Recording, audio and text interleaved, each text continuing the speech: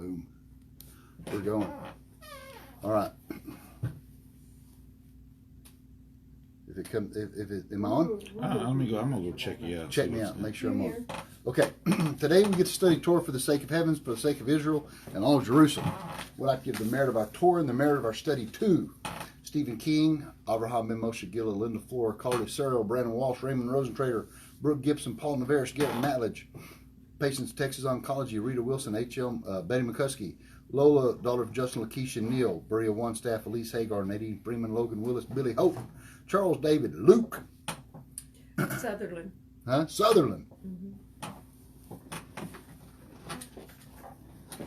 Yeah.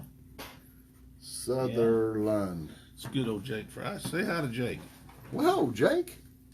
There's old Jakers. I hadn't talked to him in a long time. And Rosalie, give me thumbs up here. How did everything go? Go good? She like cancer free, man. Oh, Brooks. Yeah. It's awesome. We discussed it a little bit in Messenger the other day.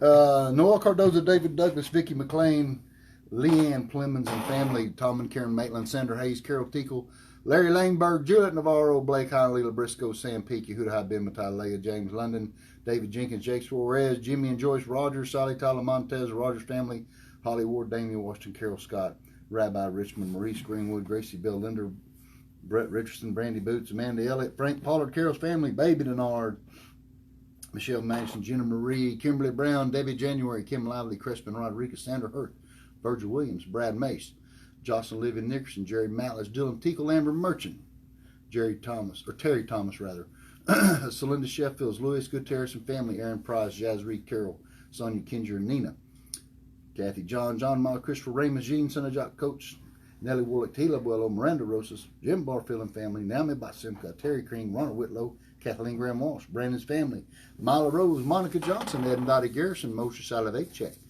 Don Marie, Farrar Sajid, Benson Ewing, Casey Grubb, Darlene Younts, Debbie Henson, Anita Jones, Jessica Ross, Doug Elders, Bryant Welch, Carrie Knight, Salvador Gutierrez and family, Phoebe Bridges, Jacob Ben Simca, Max Wagner, son of Marcy Wagner, Mark Mattlage, Elliot Mattlage, Emily Tova, Nain Miriam, Chad Jefferson's Jackie Cup, Carla Manzanares, Beth Carmen, James Rogers, Elvia Rosas, Alton Tillman, John Scott, Jerry Gregory, Sarah, Sherry Mayer, Dakota Miller, and Shelby Williams. And Shelby Williams.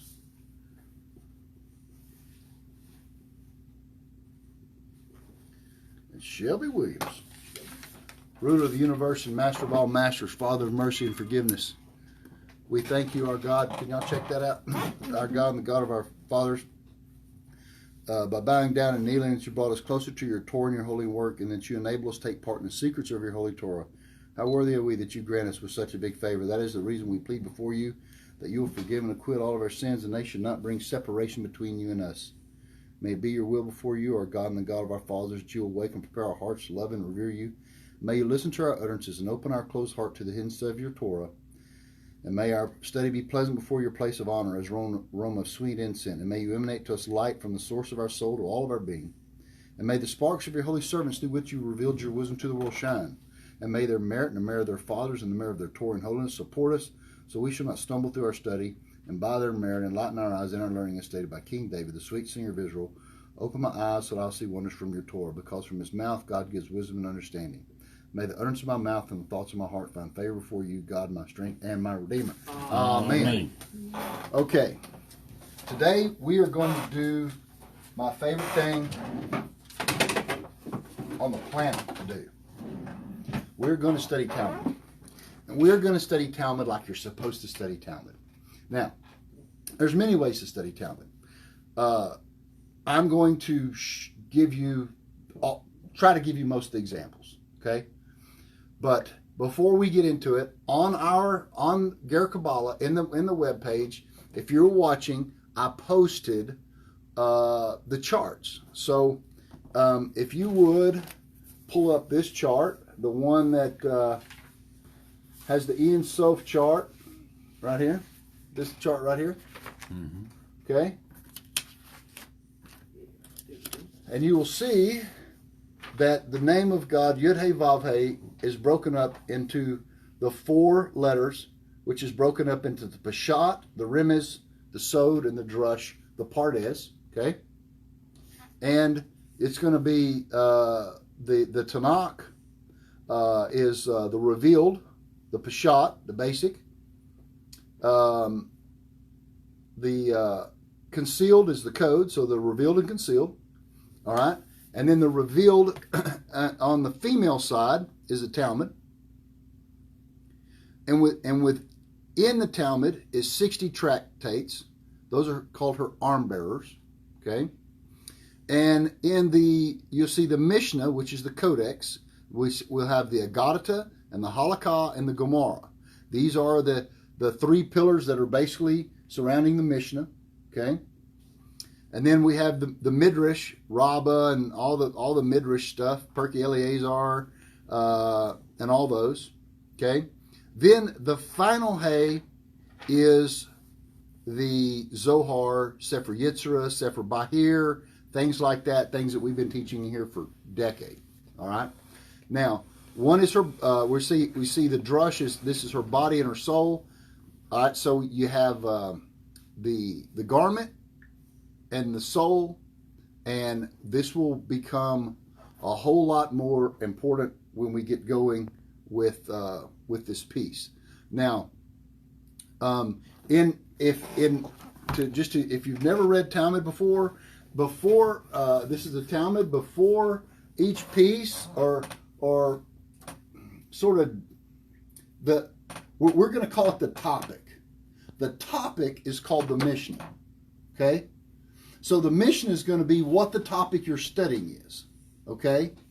Then out of that, they're going to discuss hardcore halakha, which is the laws. If this happens, this is what you do. Okay?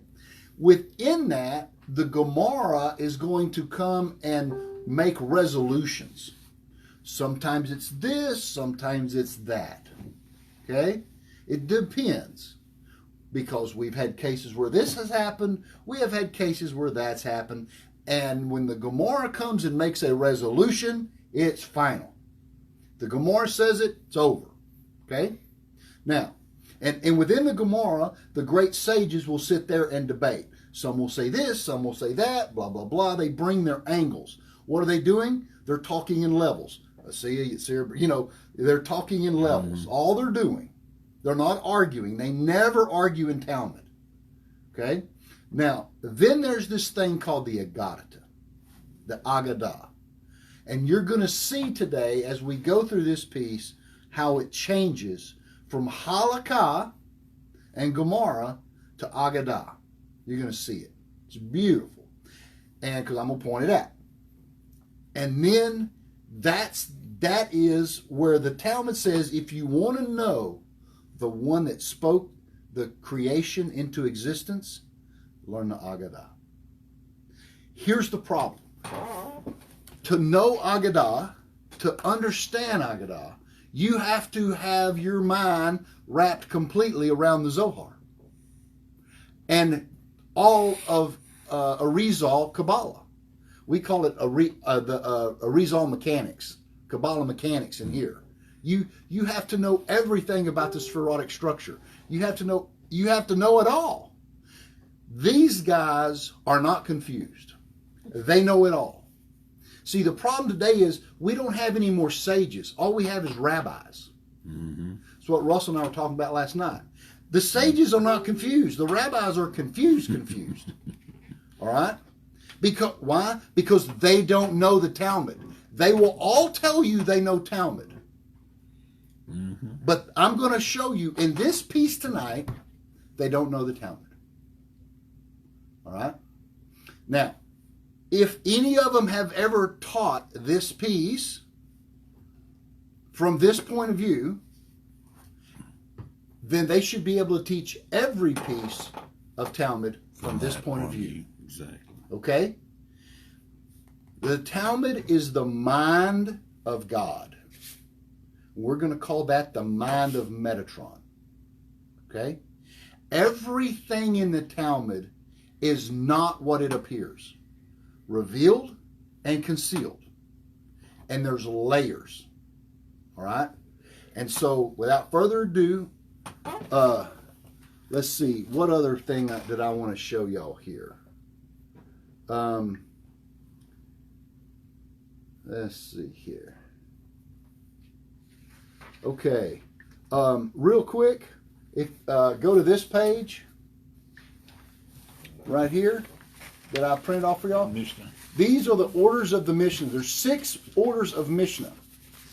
Okay, so there's 6 orders of Mishnah. Now within the Talmud, the Talmud, I think it's like 73 volumes or something that I have of all the books, or something like that, right? Okay, there's only 6 orders of Mishnah. There's 6 main topics. Okay, now within those, the Mishnah, it says the Mishnah says, and the Mishnah says, and the Mishnah says. Okay, and then they discuss what the Mishnah says. 56. Okay, so and then within there's tractates. All right, so I just wanted to give you a little brief interview of what we're studying. Now, the next, for everybody online, I want you to focus on this yellow page here. Y'all just not going to be yellow because I copied it off. I don't have a color copier. You're going to need that page. Well, you need to get one. Okay, and then you're going to need, these 2 pages that go along with it. Okay, the spinal page. Mm-hmm. Okay, now. Is it the one with the Yeah, you're gonna need both of the dash, spinal pages. Dash or solid? Both of the spinal pages. Okay. All right. Daddy done did it again. Huh? 7 + 7. Okay. All right. That's like one big ring. Are y'all ready? Are y'all ready to study Talmud? Metatrons everywhere. You ready? Mm-hmm. But now, because I gave y'all these handouts, I have blown the cover of what we're going to talk about. Okay, but you would have never seen it if I hadn't have already given you the answer. All right, but you still can't figure it out. You still can't figure it out until I go through it. All right, so here we go. I'm in Bava Kamma 15b3. If you want to go get your Talmud, it is volume 38. Would help you find it quick. The Mishnahs list those acts for damage for a person who is considered forewarned and therefore liable for full damages. All right? And those for which he is not considered forewarned and is therefore liable for half damages. There are 5 that are considered tam, and there are 5 that are considered a moad. A domestic animal is not considered moad. To gore, to push, to bite, to squat, or to kick. Rather, it is considered tam in regard to these 5 types of damage, and its owner therefore pays half damage. The Mishnah continues, a tooth of an animal is considered moad to eat. What is appropriate for it to eat? The foot of an animal is considered moad to break things and course of its walking. And then there is the moad ox. An ox that damages on the premise of the damaged party, and the man that does damage. The Mishnah gives the laws for the wild animals: the wolf, the lion, the bear, the leopard, the bardellus, and the snake. These are always moad. Rabbi Elazar says when they are domesticated, they are not considered a moad. Now, you will. What the heck is going on? We're talking about animals that if you own an animal, let's say I own a goat, okay? And my goat goes over to Brandon's house and it eats his flowers. I have to pay half of the damages because it's a goat. He's doing what goats do. Now, if Brandon comes to my house and says, okay, thanks for half the damages, here's your warning. Don't let your goat get out again. The next time my goat gets out, I have been warned. I've got a wild a goat on the edge. Yeah. You see, Rogue goat. He's Moab. He's not Tom. He's Moab now. I've been warned. The goat's been warned. Everybody's had their warning. By the time it gets and my goat keeps doing it. Why? At the point where it's a legal issue. The goat's gonna get reprimanded. I'm gonna get reprimanded, and I've got to give him money. Why do I have to give him money? I didn't do anything. So we have to figure out, why is there a transfer of money? And why is it talking about teeth? Now, it says, there's animals that in the course, they can gore, they can push, they can bite, they can squat, they can kick. There's these types that happen.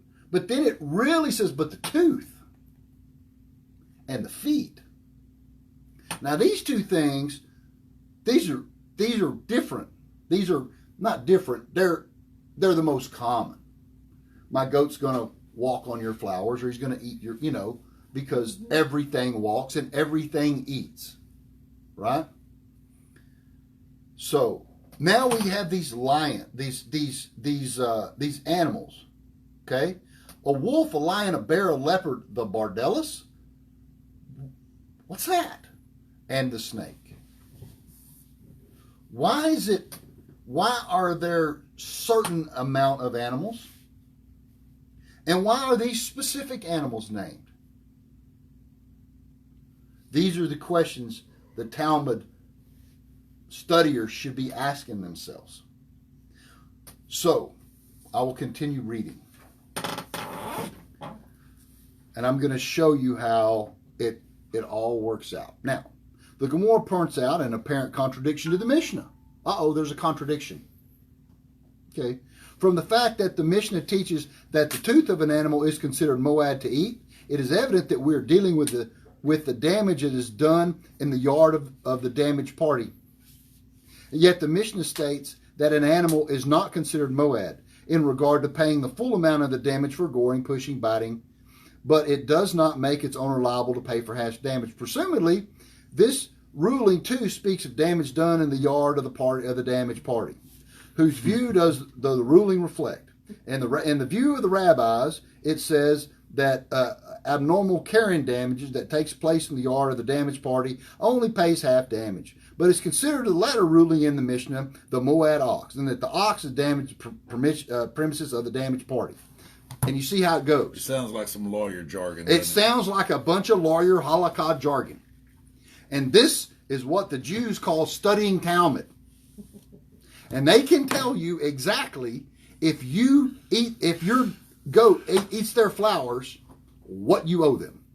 Mm-hmm. Because the Talmud plainly teaches it. All right? Whether it's marriage, doesn't matter, whether it's prayer, doesn't matter what it is, they know the halakha. Because it's spelled out. This is called Musar. This is learning Talmud. This is teaching Talmud. You're going to come to me and you're going to say, Mike, can I marry this girl? Well, I don't know. Are you a convert? Is she a convert? If you're a convert, and she's a goy, well, can you marry a Cohen?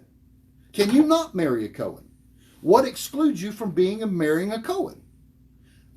That's the whole book of Yevamos is about that. It's about halitza. It's about taking off your shoe. Well, you got to take off your shoe. If you take off your shoe, then she can do this. If you don't take off your shoe, then you can do that. Blah, blah, blah, blah, blah, blah, and all of the stuff. And it takes thousands of years to learn the halakha of Talmud. The secret is that the sod is in the halakha. The sod of everything is in the halakha. What was that in the garden before it fell out? Is the question. What is moad or tom in the garden? What is a bardellus, and why does it bring a snake? So now you have got a little bit of taste of what it how the Talmud is reading here. Let me just pick a spot here. Ravina objects to the interpretation, but the Mishnah below teaches what is the case of an ox that damages the premises of a damaged party. And the Mishnah here proceeds to relate the dispute between Rabbi Torfan and the rabbis in regarding to carrying damage due to the damaged parties on the premises. La la da da da da da blah blah blah. Okay? What about when they squat on it?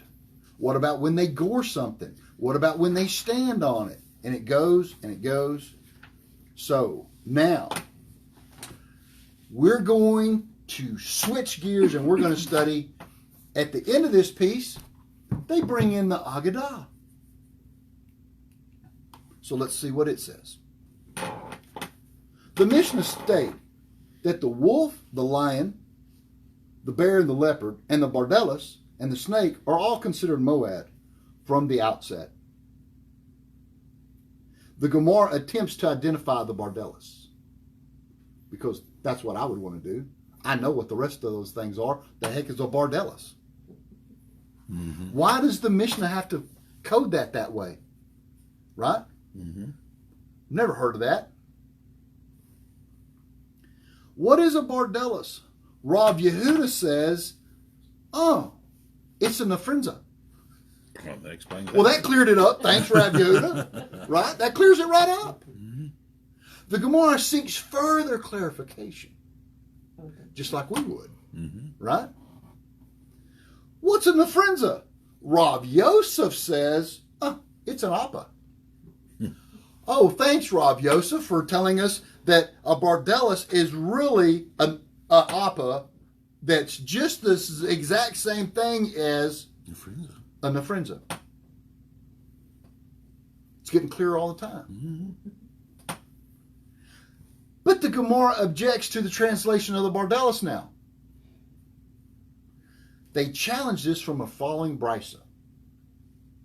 Rebbe Meir, who we love, because Rebbe Meir's Ger, if y'all didn't know that. Yeah. Rebbe Meir always comes in with the deal. Yay. Rebbe Meir says it's the tzavoa. It's a tzavoa, and it's also a muad animal. It's a tzavoa. Hmm. Well, of course it's a tzavoa, right? Rabbi Elazar says the snake, it's also muad. Thank you, Rabbi Elazar, for clearing that up. Rav Yosef said it's in another context. A tzavoa is an animal called an appa. Of course. Mm-hmm. Rav Yosef would say that because he said it was an appa to begin with. Now, if a tzavoa is an appa and Rabbi Meir wished to add it to the list of muadin in the Mishnah, one of which is a bardellis, this proves that a bardellis is not an appa at all.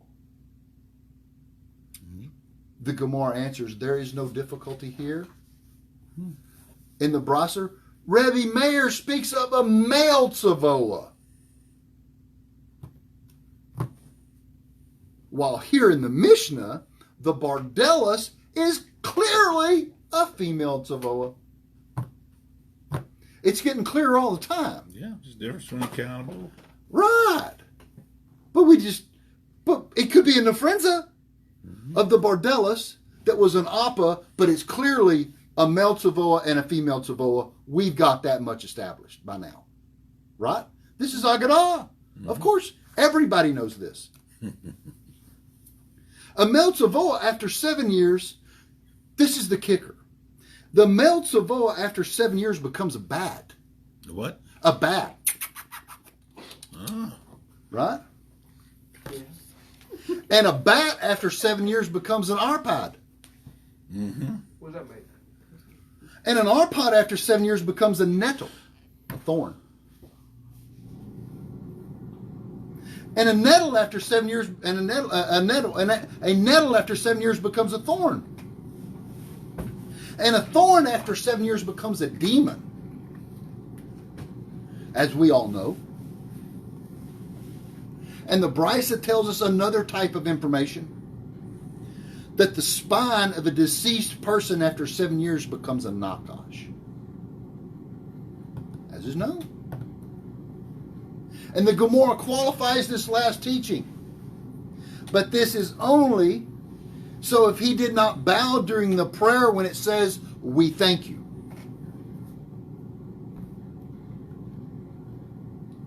The Gemara analyzed the brisa just cited. The master stated in the brisa, Rebbe Meir says, the tzavoah is a muad animal. Case closed. That is Talmud. Now, you had a run-in with somebody not too long ago that was posting, they were saying that all the talking trash about the Talmud because there was a freaky deal like this in the Agadah, and it looks like idiocracy. It looks stupid. Yeah. Right? Yeah. Yeah. You have to check your anal cavity before you pray. Right. Some kind of Yeah, something like that, right? So, this entire piece of Mishnah about my goat and Brandon's flowers boils down to this piece of Agadah right here. Every one of those things listed, every animal, every act that they perform, whether they're moad or not, all the halakha and judgment of what I pay Brandon boils down to if you don't bow during we thank you in the Shemona Esrei. We thank you, our God, right? Now, the other bowings in the Shemona Esrei are at Baruch Atah Adonai. Baruch Atah Adonai, right? Bless you, Hashem, our God, blah, blah, blah. Right? It's really Hashem more than so. But anyway. So, this whole piece is about the Shemona Esrei. Isn't it clear? No, it's not. But they know that. These men are sitting at the coffee shop. These great sages, Rebbe Meir, Rav Yosef, and Rav Yehuda, are sitting at the coffee shop, and they're bouncing this piece of Mishnah off of each other because they know what it's about on the higher level. They know the sod of the halakha. And everybody else in the world is busy trying to figure out who owes what to who because my goat ate Brandon's flowers. That is the distraction to keep Christians out of here. Nobody wants to read that first part that I just read. It's terrible. And then when they read the Agadah, they go, well, that's just made up. It's ridiculous. It makes zero sense. They can't even agree on what a bardellis is. Right? All right. What is really going on?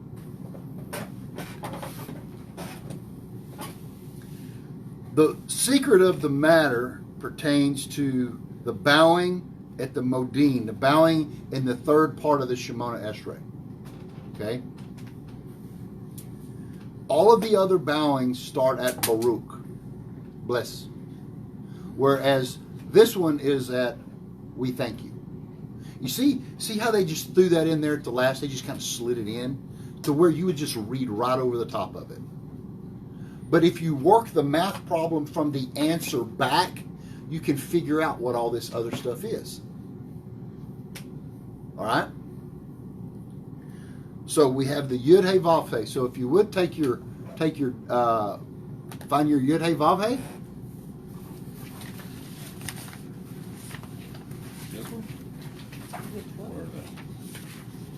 Find your Yud Hey Vav Hey, and find the one that has a line, the line drawn down between the Vav. That one right there. That one right there. The one line. Okay. All right.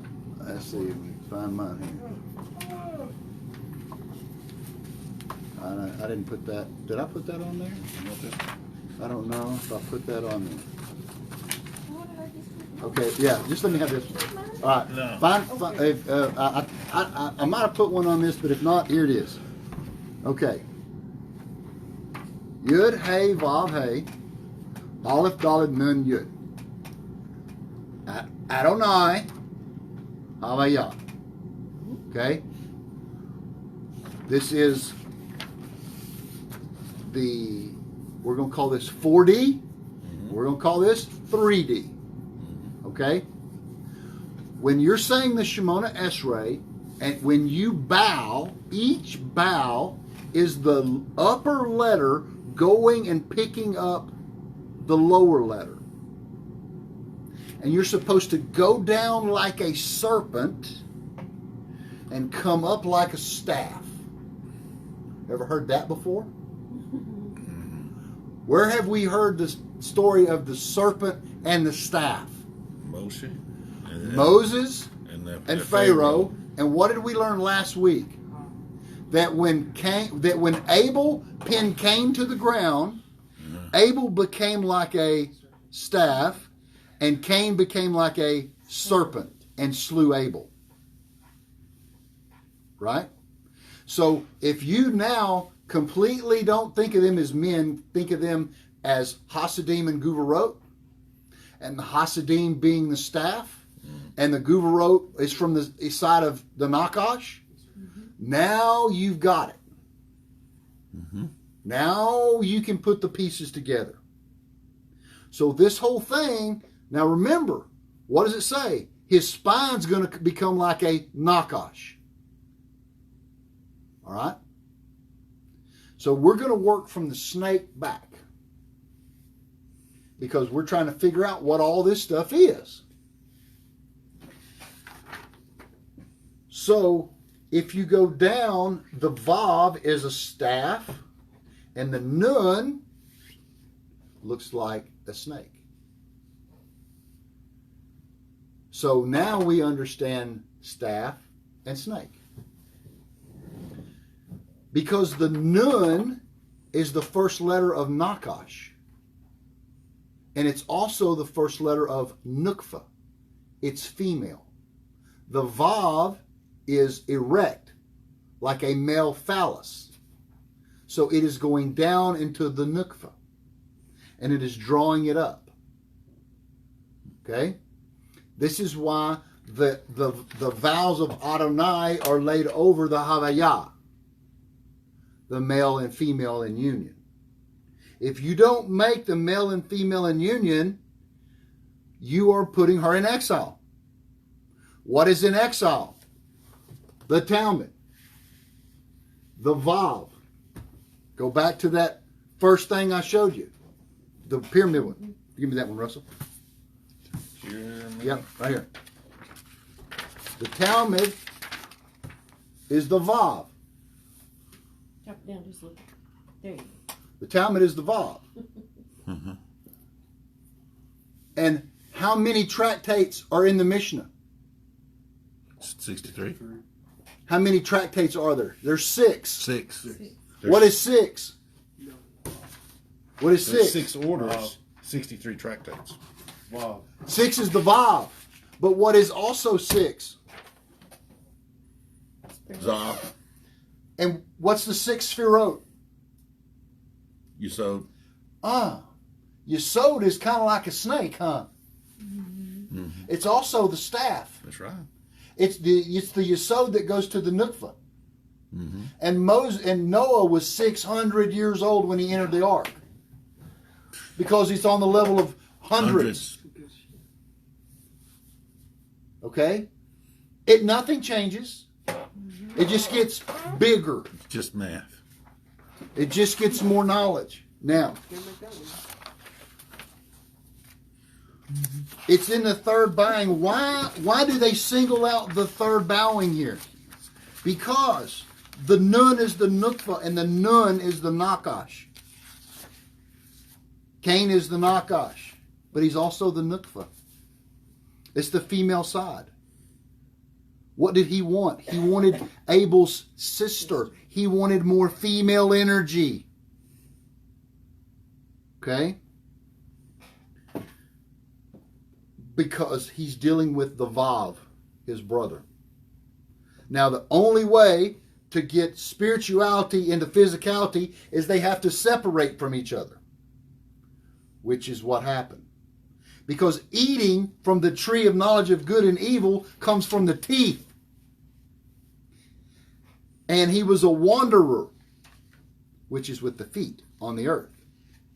So the Mishnah singles out, we got to worry about the teeth and we got to worry about the feet, as it has always been. Because her feet descend to death, the Torah says. That's the side of Hod, the side of Cain, where Netzach is the side of Abel. Now, if you will pull up your Spherotic guide, the Sphirot, and Russell, if you'll let me use one just for a second to show the people at home. If you'll look at this, I don't know if I posted all this stuff. I thought I did. Yeah, it's all on your stuff. It's all on there? Okay. But you can see there's a bat and a bat, a thorn and a thorn, the Bodelis, one of them's male, one of them's female, the demon, and the serpent. They're all spherotic structures. They're talking Sphirot. They're talking Sphirot. We don't care what a Bardelis is. They didn't. Well, some say it's an Appa. Well, some say it's a Savoa. Well, some say it's a Nephrenza. They know what they're talking about. They were studying the lower seven Sphirot. And if you take the lower seven Sphirot, and after 7 years, they're giving you the hint and the deal. After 7 years, this becomes this. After 7 years, this becomes this. They're trying to point to you and tell you what they're looking at.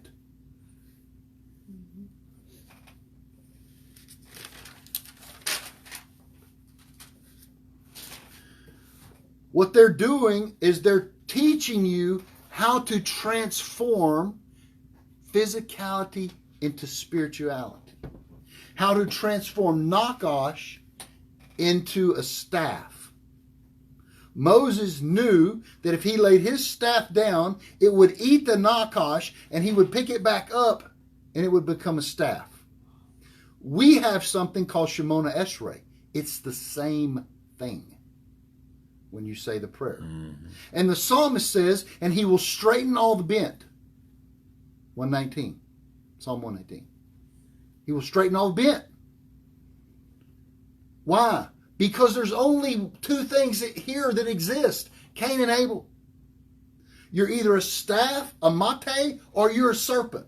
You're either on the side of good or you're on the side of evil. There's no in between. You see? This is about working the formula, going down. This is the Sod of Enoch, who was translated into torches or tongues of fire. This is why your lower phallus is a singular structure, like a staff, and your tongue is in 4D. It's a singular structure, like a serpent. And God created with 6. So that's why your tongue is creating, because you speak through your teeth. And the teeth is what ate. That's why teeth are always moed. And that's what they know. So the Gra says, actually the Gra's son, Rav Avraham, the Gaon of Vilna's son. What are the 7? These are the 7 knots of the seven flaming Nakashes, the 7 serpents. Therefore, they invert on themselves. And these are the animals that these men are talking about. Therefore, they invert. But the 7th is the Nukva, so it becomes the Nakash. So now what's going on in the garden? As soon as the Yud Hey Vav Hey Ma 45, as soon as 19 was extracted out, which is 18 plus the Koel, 18 is the spine, as soon as that is extracted out, the Nakash exists. And Eve is female. Guess what? Nakash is male and female. It's transgender. You want to know why we got transgender these days? Because it's female in and of itself, but in and of itself, but it's male from its aspect. It's got Hasidim and Guvarot in it as well. Okay? And it's female because it could talk with Eve. You know, it's a girl thing. But it put its seed in her and contaminated her. What's God doing? He's making the nukva. It's all. It's a tzimtzum. This is what's going on here. The first animal we read is male. And the last animal, so it's male. Became a demon. It's either alternating male and female, male and female. Oh, when we get to the sixth animal, it's going to be a demon after 7 years. And after that, then that one's going to turn into a serpent, to a nakash. Right? They're describing the prolapse of the Metatron on the backside, which is all through all these animals. That's the only thing they have to teach with. They're using the spherotes.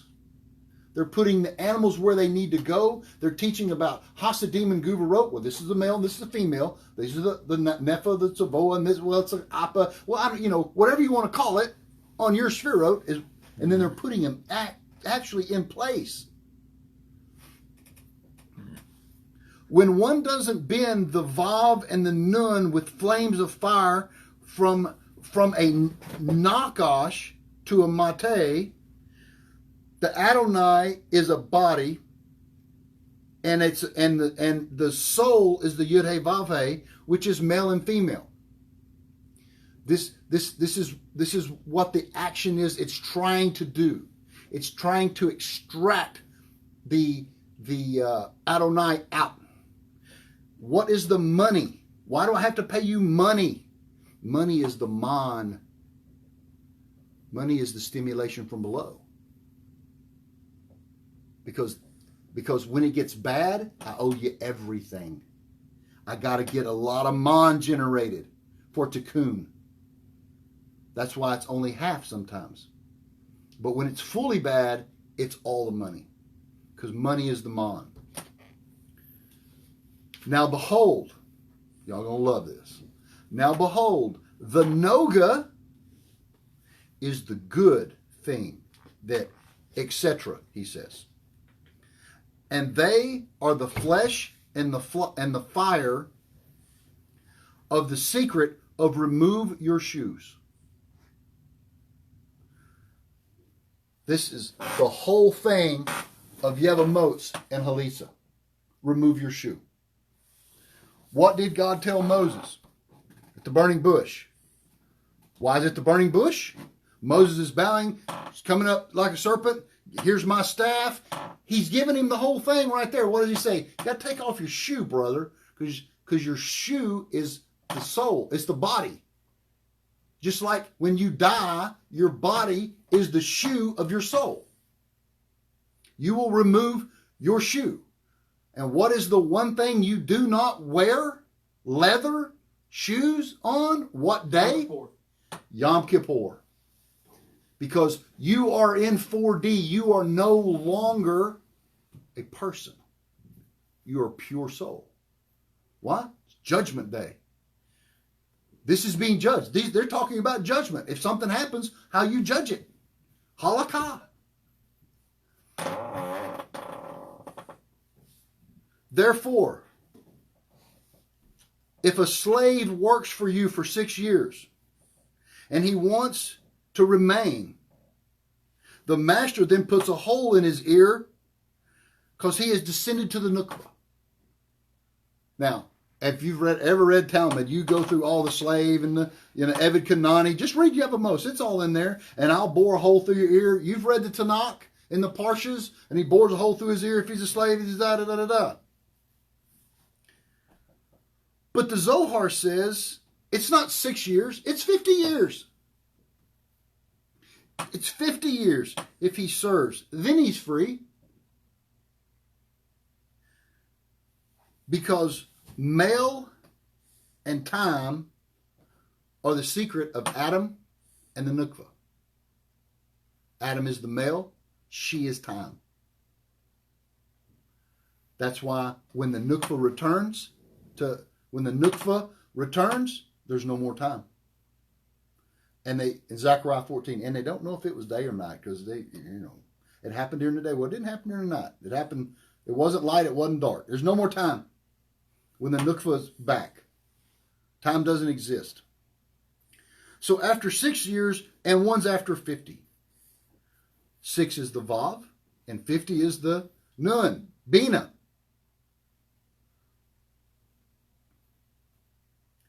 Which is the Nefesh and the Ruach. This whole thing they're playing with Metatron and the souls of men. The Nefesh and the Ruach. 6 and 50. The Nun, the Nakash.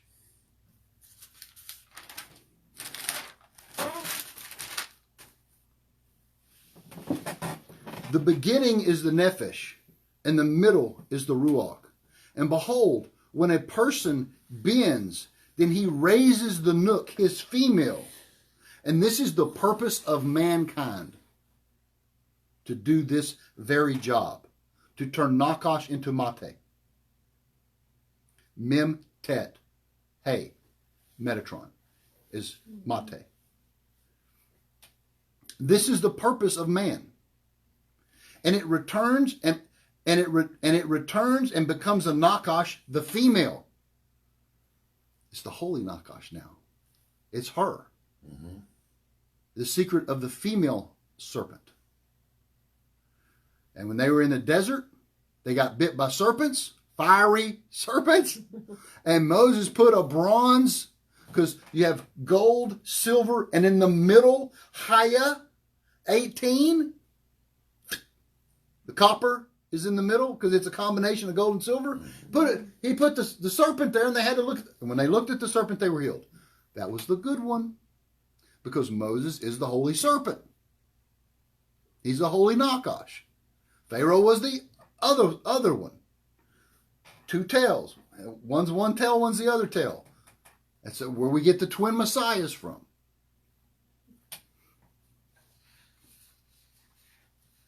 There are 7 knots in the fiery serpent. Rav Abraham says, these 7 knots are the ever-turning blade of the Noga. You want to know why Gerim are so important to Jews?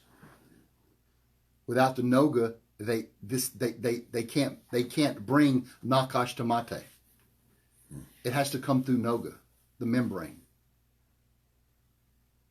And reveals the 7 grades, because the Noga reveals the 7 grades and the 7 colors and the 7 deadly sins. Number 1, lust. Number 2, jealousy. Number 3, arrogance. Number 4, looking negatively at something. The person that everything's always half full. Half empty. Oh, well, that'll never work. That's a sin.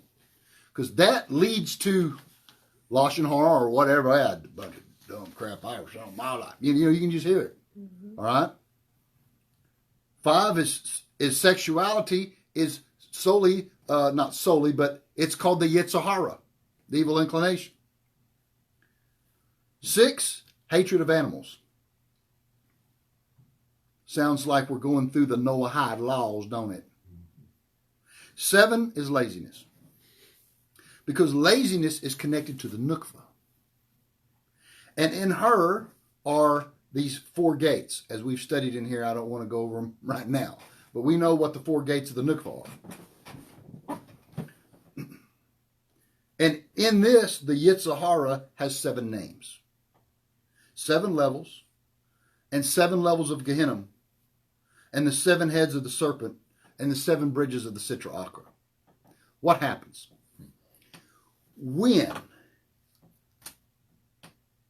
Metatron, when the staff is inverted on the other side. When you have light, what's the opposite of good? Bad. What's the opposite of the world to come? Gehenna. What's the opposite of heaven? Hell. Right? When that gets inverted, one surface, two sides, when the convexity turns into a concavity and collapses on itself, you're going to have Jesus over here and you're going to have Moses over here. No problem. It's Cain and Abel. Nakash, Mashiach. 358, 358. Simple as that. Adonai gets stuck over here. Havayah gets stuck over here. When you're over here, you're praying, bringing Adonai back. Getting the female back. What is, lost over here in exile? Talmud and Zohar. What does every Christian in the world say? Talmud and Zohar, written by a man, it's a whole bunch of malarkey. It's because they're ignorant. Literally.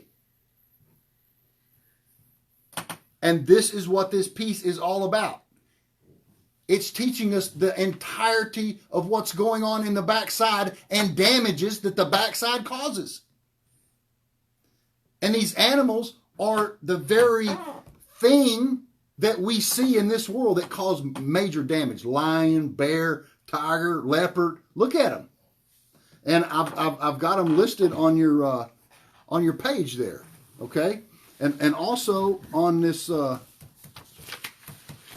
are the heavy goober road.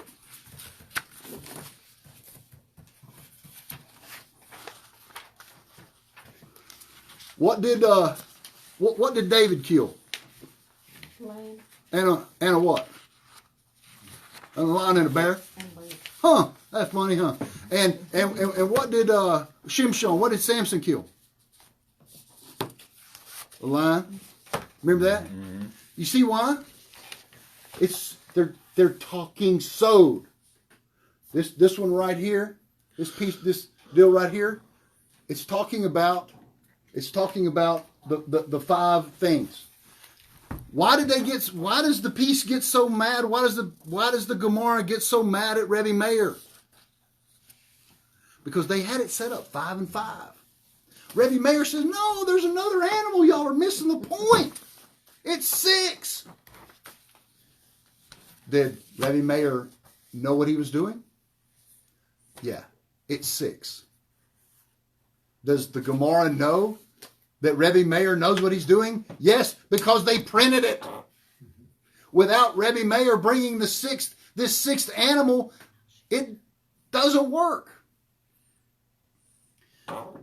Brandon, give me that one right there by you. That one.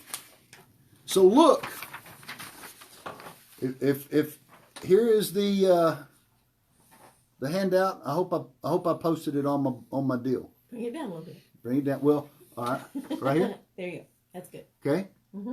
So, number 1, the male Savoa Bardella, 7 years. The bat A, 7 years. The bat B, 7 years. Thorn A, thorn B, 7 years, 7 years. The shade and a demon. And the serpent. 7, 7, 7. What is 7 times 7? 49. 49. Metatron. The spine of Adam. This is all about Metatron. Every piece of Talmud is about Metatron. Every single piece of Talmud is about Metatron. And if you're not teaching Metatron in the Talmud, you ain't teaching any Talmud. Because this is the mind of him. And this is what these guys are coding in the Agadata. That's why they give us the weeks. They give us the weeks so we can add them up so that we know we're talking about Metatron. They give us 7 so we know where we're talking about the lower sphere road. And then they give us the animals so we know we're talking about the backside. See how they've laid out the map. And everybody else is going to sit there and look at it and argue over how much money I owe Brandon for his flowers. Which is fine. But that's not what they're saying. Now, the 7th is the ever-turning sword, which we know is called Savoa. Mm-hmm. See, Rebbe Meir's a ger. Rebbe Meir understands Noga, so he knows that it's called a Savoa. Because Savoa means colors. Mm-hmm. And we know that there's 7 colors in the rainbow. Yet, we are studying the backside 7s. 7 is also this Savoa, and it changes and it flips because that's what Noga allows it to do. And it's pulling from the concavity to the convexity. The 7th is the Nukva, and it is called the nullified Nakash. The first one, the male, becomes a shade. That's the first that's mentioned, is the male Savoa, which is the husband of the Nakash. Because we have 2 Nakashes. Mm-hmm. Lilith Mm-hmm. and the first male of the Savoa, which is Sam. Therefore, the poison corresponds to its side, whereas the opposite of shade is Shaddai. Mm. Because if you take the Yud off of Shaddai, you get shade, the demon. Only if it doesn't bend at the Shemona Esrei, which is the secret of Yud, Hey, Vav, Hey, the 4 bends. It only lists the Vav in the Nook because the other ones we know will bend because it's Baruch. Baruch, you bless. So that's why the Gemara picks that one out specifically. These, each letter, the male bends down, each one of those letters, you see the lines drawn down. Each letter, male bends down and brings the letter up from the nukva. And you have to complete its erect to say Hashem, the name. You don't say Hashem until you're erect, till you're a staff. This is what Abel was doing, and he became a staff. Mm-hmm. And the Druze say, as we've taught in here, they say Jethro was the staff of Moses. What's the secret? He was his Metatron. He was the, we've just said that this is about the Nefesh and the Ruach dealing on the backside, which is Cain, and we know that the Neshama is of Cain is Jethro. Of course, that's the highest level. He's going to be his mate. And Jethro took the mate and stuck it in his garden. What garden? The garden of C, 4D. Mm-hmm. Therefore, when one bounds at the Modim, he elevates his nun. And this is the union of Zah and Nuk, the Vav and the Nun, the oral Torah and the written Torah. Because the Vav resembles a staff and the Nun is the snake. So when the Vav, the staff, and the Nun, the snake, which is Yesod and the Nukva, and it's known that the name Metatron is like the name of his master, the name formula of Shaddai. Yet, he's working with the Tov and the Ra, the good, the Tom, and the bad, the Moad, the clean and the unclean. 49 and 49. The staff is good and the Nakash is bad. Yet it's only one thing.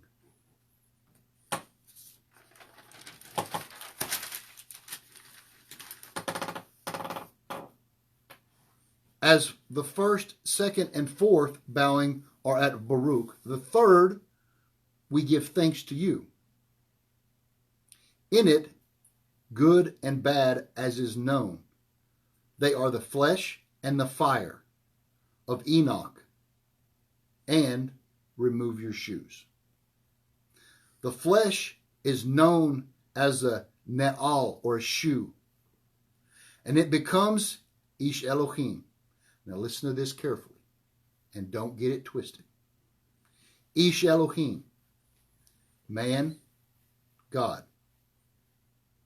Y'all want to know where they get Jesus from?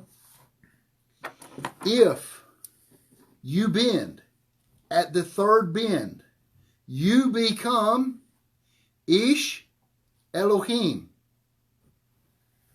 a man like God, a God-man. Moshe, the Midrash says, from the waist down he was man, and from the waist up he was God. He's Moshe. Mem, Metatron, Sandalphon, Moshe. Mm-hmm. What is Sam? Sam is Metatron, Sandalphon, prolapsed out. With the Samach first. The S is first. Because the Eved, the slave, is Metatron. Because the slave is the servant. Because it is the 6 letters in the word. And a staff, which is the Vav. So the Eved works for 6 years in the orders of the Mishnah. So it's our job to work the orders of the 6 orders of the Mishnah. That is called being a slave. And then you want to stay, just like we do. So we bore a hole in our ear, so to speak. And then we become the Nukva. And now he can elevate us. It is explained in the Zohar. And it is in the 7th year he wants to remain, that they put a hole in his ear and he becomes like a female.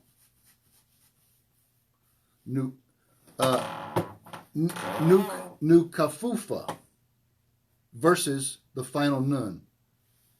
One is male, one is female.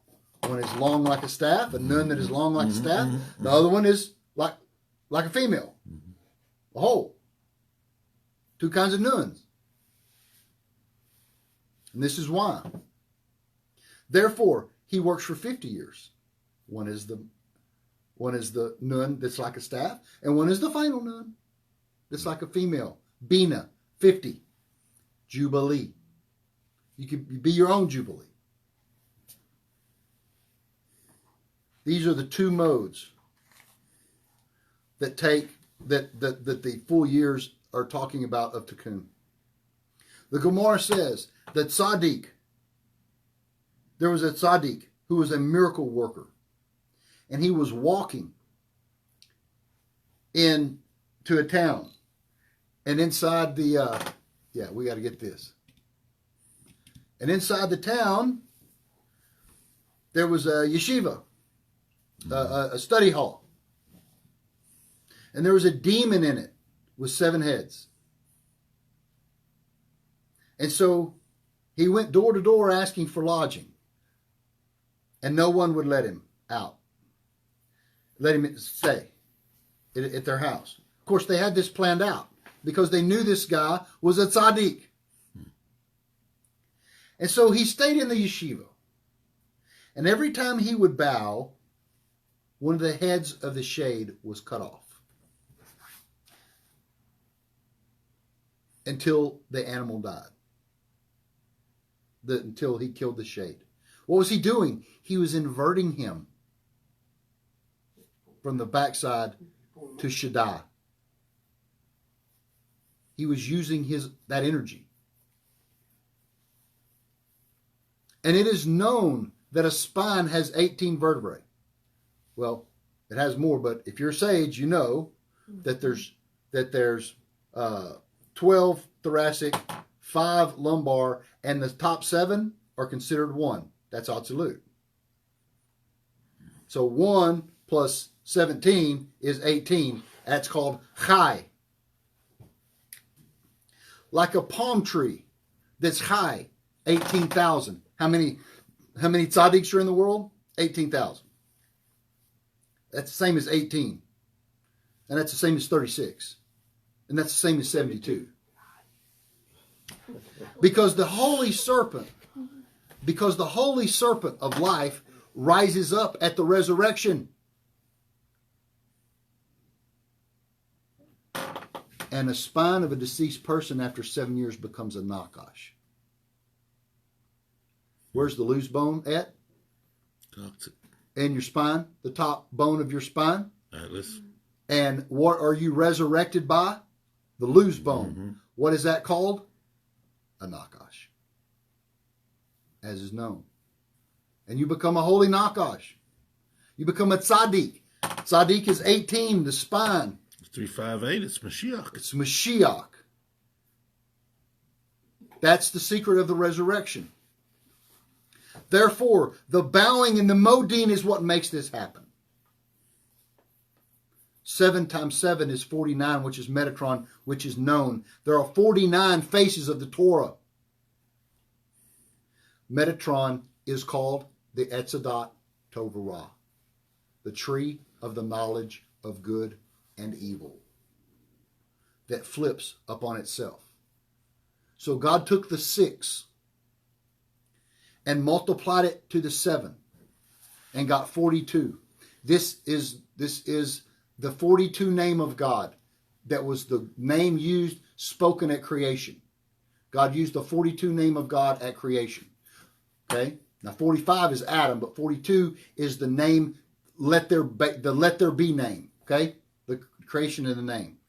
42 plus 7 is 49. And the Torah is amazing, and the sages are amazing, and we'll see you next week.